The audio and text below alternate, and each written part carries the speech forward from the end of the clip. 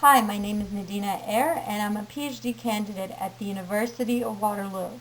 Welcome to my 5-minute lightning talk for the 7th International Conference on Sport and Society in Hawaii. My presentation is entitled Coaching Experience, the Case of Canadian Tennis Coaches. Why study tennis coaches and their careers, you might wonder. Well, coaching happens on a daily basis when we need to make decisions. It can be formal, received from a trained staff, or informal, received from family, friends, or online.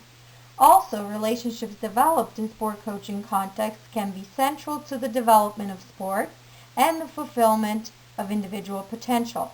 But literature on how coaches experience their careers is limited. However, we need to remember that coaching is a complex dynamic process, and an interaction-based analysis of how coaches cooperate, disregard, and resist in the workplace is needed.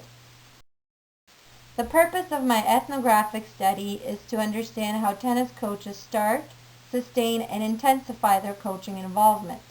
Emphasis was on how coaches deal with their marketplace involvement, such as social interactions. For this presentation, the discussion will focus around initial involvement and continuities or intensifying involvement.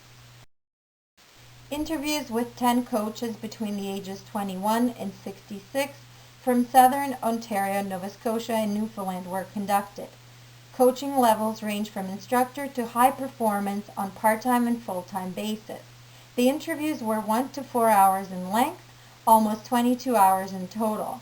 My study was approached from a symbolic interactionist perspective, and data was analyzed using the generic social process being involved outlined by Prus in 1997. Interviews revealed that coaches go through various stages of involvement. Theme: initial involvement revealed that coaches are players first. Coach Connor, 21, explains, "I started playing tennis at 5. I played my first tournament at 12, and I became competitive at 13. I've been to 6 national tournaments." As coaches start to play, they also start to seek tennis in other contexts.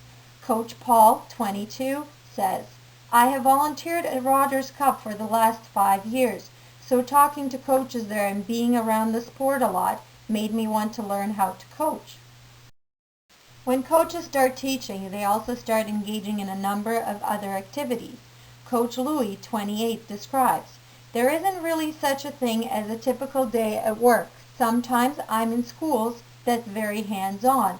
At the larger events, I would be organizing volunteers, transportation, and setting things up. It can vary greatly." Also, coaches tend to promote the sport and develop meaningful relationships. Through their efforts, they can experience rewards, such as positive outcomes and appraisal. Over time, they develop identities and become more reflective of their careers.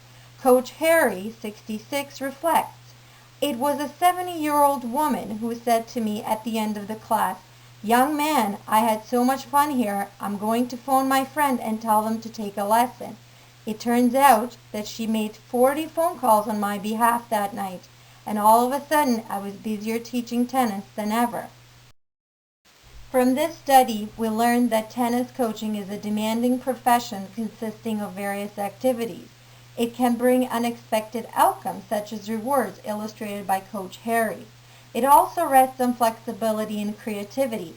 As Coach Louis puts, "Definitely prepared to be flexible, especially if you're going to work in Canada. You have to be creative finding work. Many coaches struggle in the winter." So what does all this mean? From this presentation, we learned that there are concerns about the viability of tennis coaching as a full-time career in Canada. Many coaches in this study held other positions ranging from high school teachers, full-time students, massage therapists, film directors, provincial sport organization staff, to small business owners. Future studies could address how tennis coaches become disinvolved and what the effects might be, as well as explore ways on how coaches can become active in shaping their future careers. That is all for now. Thank you for listening. Please feel free to email me questions.